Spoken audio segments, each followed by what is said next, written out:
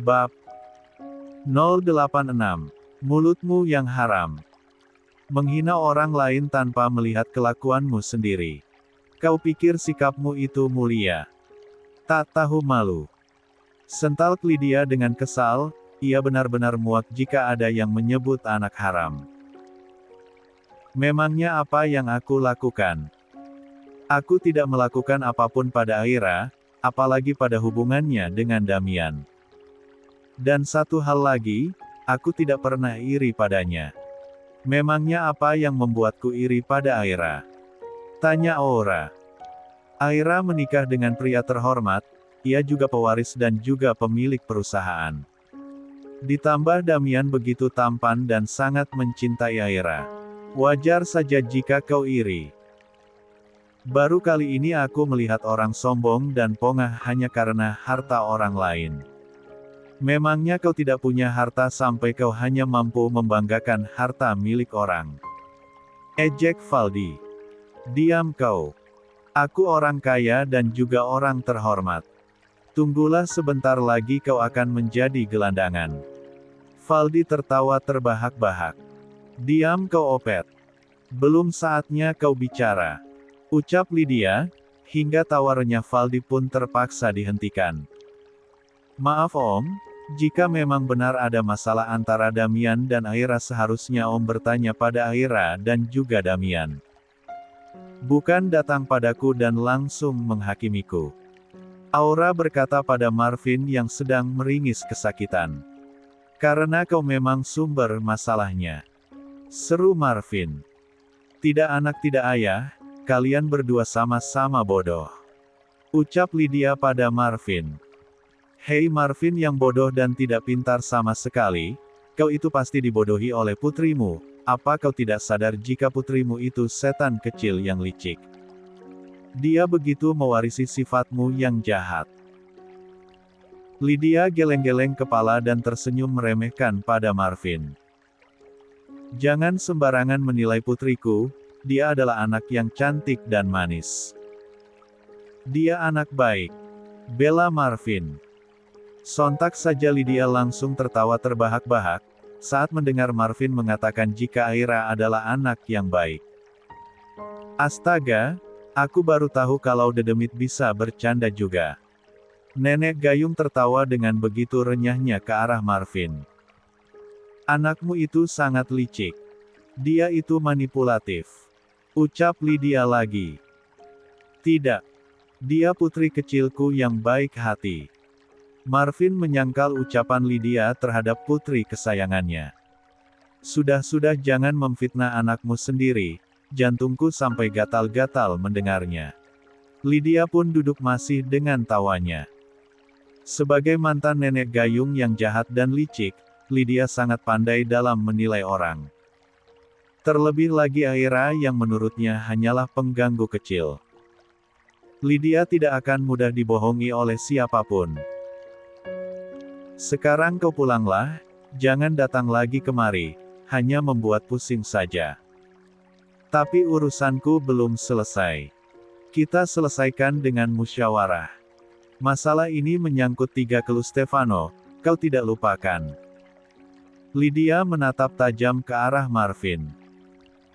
Jika kau ingin mengetahui hal yang sebenarnya, kau jangan hanya mendengar dari satu mulut saja. Kau juga harus mendengar dari beberapa orang yang bersangkutan. Marvin malah memalingkan wajahnya seolah tidak setuju dengan apa yang dikatakan oleh Lydia. 77. Apa kau takut jika kebohongan putrimu akan terbongkar? Ucap Valdi. Putriku tidak berbohong. Oh, benarkah? Kalau begitu kita lihat nanti apa masalah sebenarnya. Aku sudah tidak sabar, ucap Valdi. Kau tidak ada urusan dengan kelu Stefano kami. Jawab Marvin. Aku masih kelu Stefano Bahi.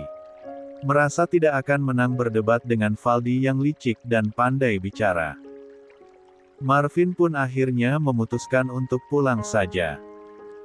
Ia juga ingin beristirahat karena seluruh tubuhnya terasa sakit akibat serangan dari Valdi. Pulanglah dan kembali ke rumahmu, kau hanya membuat berisik saja. Teriak Valdi. Kletaak. Lydia pun memukul kepala Valdi dengan gagang kemoceng. Kau juga jangan berisik di rumahku. Sekali lagi kau bicara, aku akan menjadikanmu makanan kucingku. Semoga saja kucingku tidak muntah-muntah memakan orang jahat. Ucap Lydia. Astaga. 78. Kabar tentang kedatangan Marvin ke rumah untuk memberikan pelajaran kepada Aura, kini telah terdengar oleh Stefano.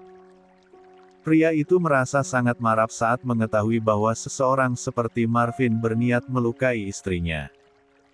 Stefano ingin segera menemui Marvin untuk membalas perbuatannya. Namun, Andara melarangnya karena Marvin sudah ditangani oleh Valdi. Andara sendiri merasa heran, bagaimana bisa Valdi tiba-tiba muncul di sana. Namun, bagaimanapun juga, Stefano harus berterima kasih kepada Valdi karena telah menyelamatkan Aura. Apa yang diinginkan Marvin? Apa dia belum puas membuat hidup Aura menderita? Kesal Stefano, ia menyugar rambutnya. Merasa frustasi dengan apa yang dilakukan oleh pria itu. Untuk lebih jelasnya, kita akan adakan pertemuan seperti yang diucapkan oleh Tante Lydia. Jawab Andara. Aku juga ingin tahu, apa yang sebenarnya terjadi. Lanjutnya lagi. Stefano pun hanya menganggukkan kepalanya, jika Andara sudah buka suara. Maka ia hanya akan bisa menyetujui apa yang ucapkan olehnya. Sebenarnya apa yang diinginkan oleh besanmu itu? Diandra datang ke kantor Deo sambil marah-menarah. Ibu hamil itu datang dengan wajah masam juga emosi yang meledak-ledak. Hingga Deo dibuat khawatir, begitu juga dengan Damian. Ia khawatir melihat Diandra yang sedang hamil berjalan dengan kesal menuju ke arah Deo. Diandra, hati-hati sayang, di dalam perutmu itu ada anakku. Seru Deo panik. Damian pun sigap dan langsung menuntun Diandra, dan membawanya untuk duduk di sofa. Hati-hati mah. Ucap Damian. Aku sedang kesal sekali. Diandra masih terlihat emosi saat ini.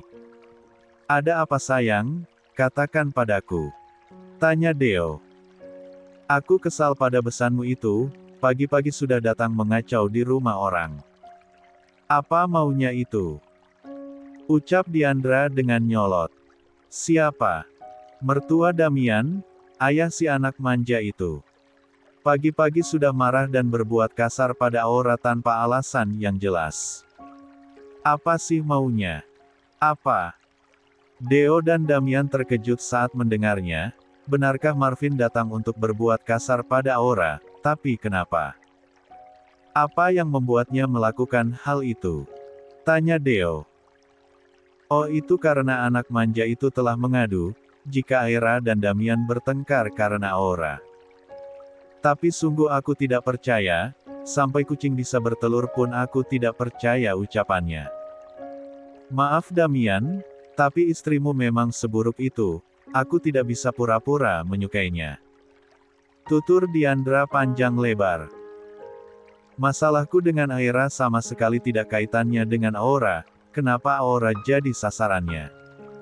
Tanya Damian. Itulah ajaibnya istrimu. Sudah dia yang salah malah menyalahkan orang lain. Seperti kata pepatah, lempar kotoran sembunyi tangan. Ucap Diandra. 79. Lempar batu. Jawab Deo dan Damian bersamaan. Sama saja. Jawab Diandra tak mau kalah. Deo dan Damian hanya menahan senyum saja melihat Diandra yang memang sedang sangat kesal itu. Tapi di balik senyuman Damian, ada sebuah kekecewaan yang begitu besar menghantam hatinya. Akhirnya malam ini digelar musyawarah antar tiga kelu Stefano, antara kelu Stefano Baby, kelu Stefano Ramanda dan kelu Stefano Bramantia. Dari kelu Stefano Bahi, ada Andara, Alana, Lydia, Stefano dan juga Aura.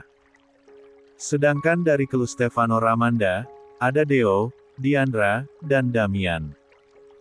Sedangkan dari kru Stefano Bramantia, hanya Marvin, Salma dan juga Aira. Mereka semua berkumpul di kediaman kru Stefano Bahi, untuk membahas masalah yang terjadi di antara kru Stefano mereka.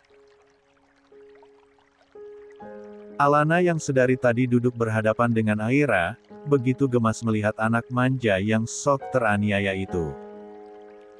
Oh ya ampun, sayang lain kali kau harus memelihara ikan paus di belakang rumah. Ucap Alana pada suaminya. Andara hampir saja menyemburkan kopinya, terkejut saat mendengar permintaan aneh sang istri yang menginginkan ikan paus.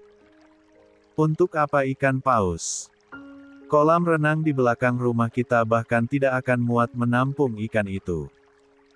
Kenapa kau tidak membeli ikan koi atau ikan laga-laga untuk mainan? Kenapa harus ikan paus? Tanya Andara.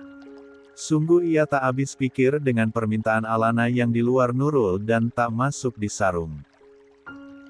Karena aku ingin memberikan ikan paus itu camilan yang sehat dan bergizi, ikan paus pasti akan sangat terharu jika aku memberikan anak manja itu untuk makanan pembukanya.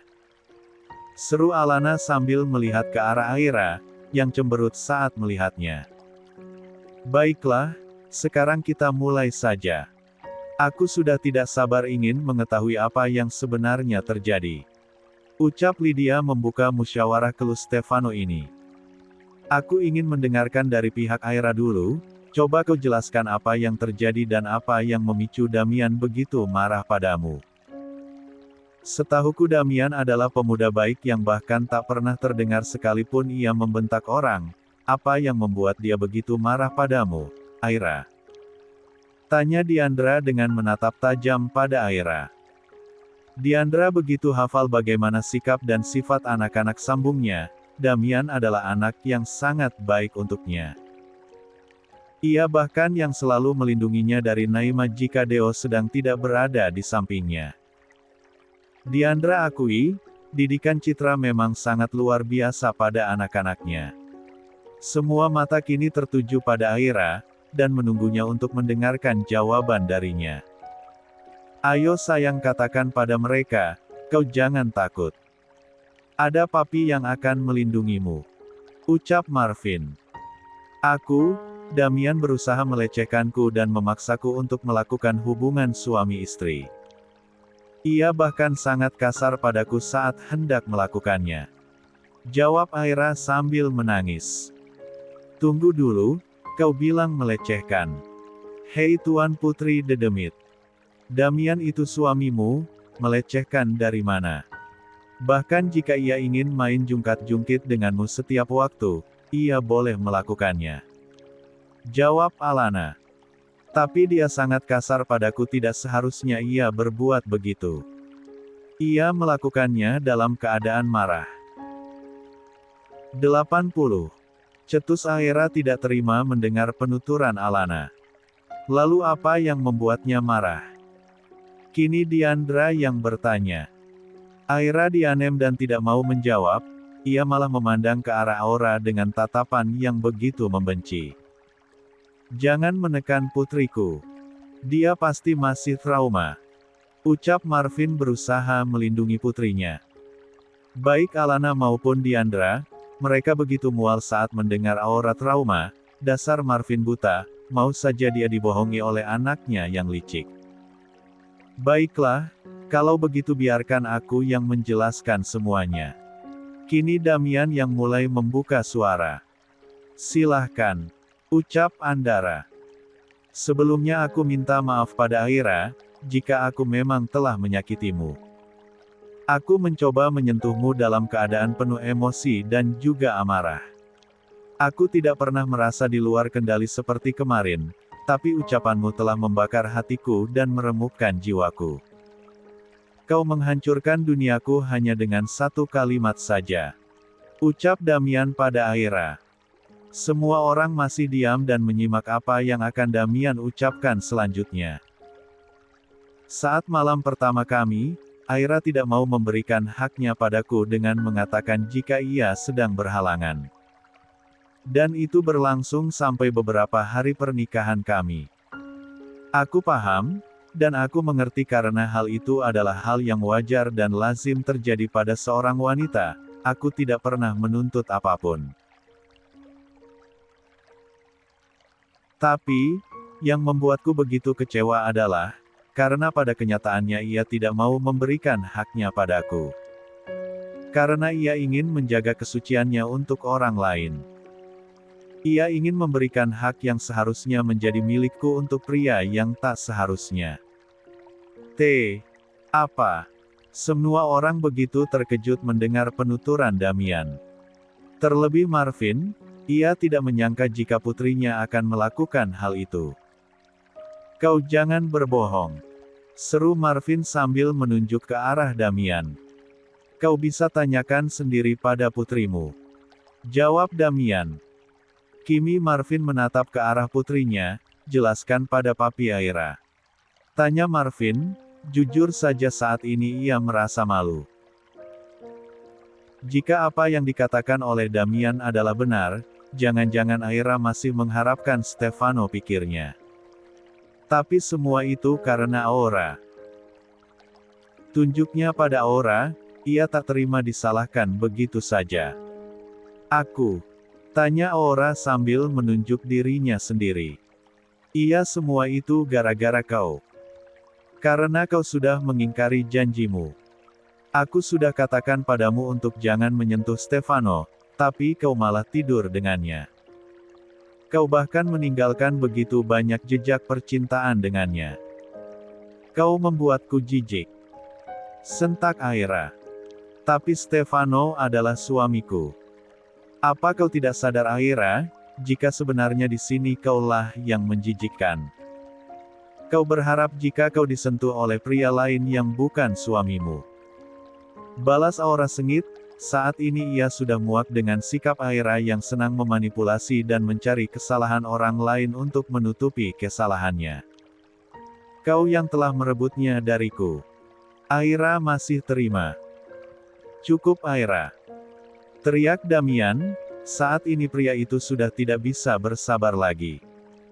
Sikap Aira sungguh membuatnya begitu kecewa.